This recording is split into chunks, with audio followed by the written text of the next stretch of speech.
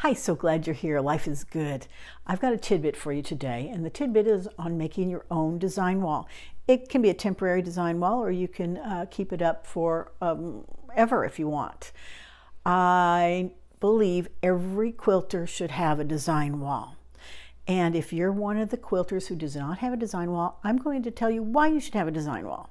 When you are looking at something flat in front of you on the same plane as you are, you get a better view of all the dimensions of your quilt. Many of you put your quilt on the floor or your quilt on a bed top, and that's very difficult to see because you're at different perceptions.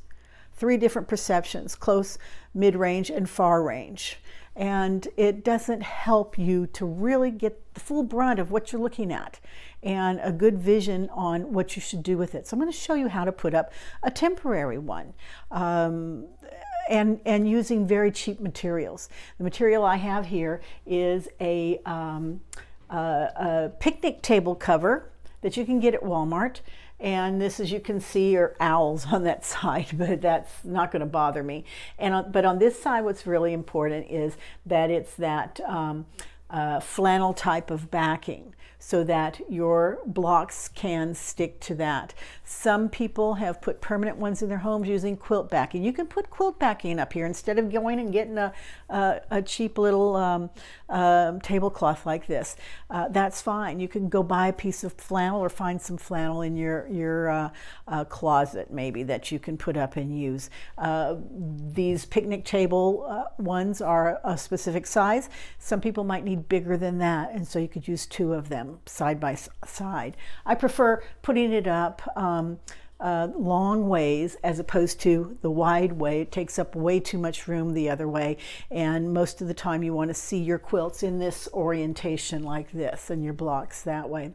So let me show you what I'm doing and tell you first that I use painter's tape. I first will put up my tablecloth using the painter's tape to get it straightened as I may want it.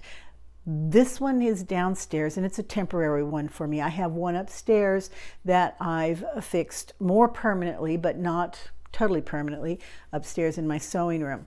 But this is a quick one I want to show you, and we'll get to the top here, which is the important place, in just a sec. Now I'm going to show you, I'm finally going to finish putting this design wall up.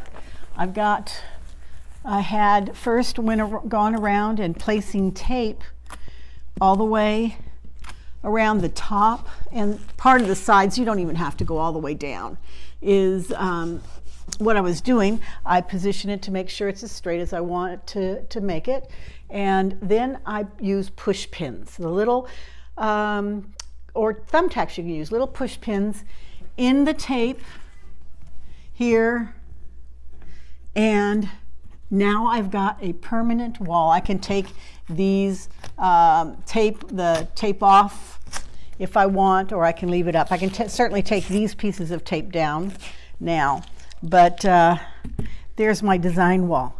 Easy as that. 3 or 4 push pins, and you've got it after you've straightened it up there with using temporarily the tape. This is my design wall, my temporary design wall downstairs. I've removed the tape. It looks great. It looks fine. It can stay up here for a period of time, even when I have company maybe. I don't know. I'll make that decision. But what's important is that I can work down here, and I have a wall where I can put my blocks that I'm working on, rearrange them, and decide on what I'm making with my quilt. I hope this has helped you a little bit, and I encourage you, if you do not have a design wall, please put one up sometime soon. You need to use a design wall when you are making your quilts and doing your blocks. Glad you were here. Life is good. Like me and subscribe to me, and more videos will be coming.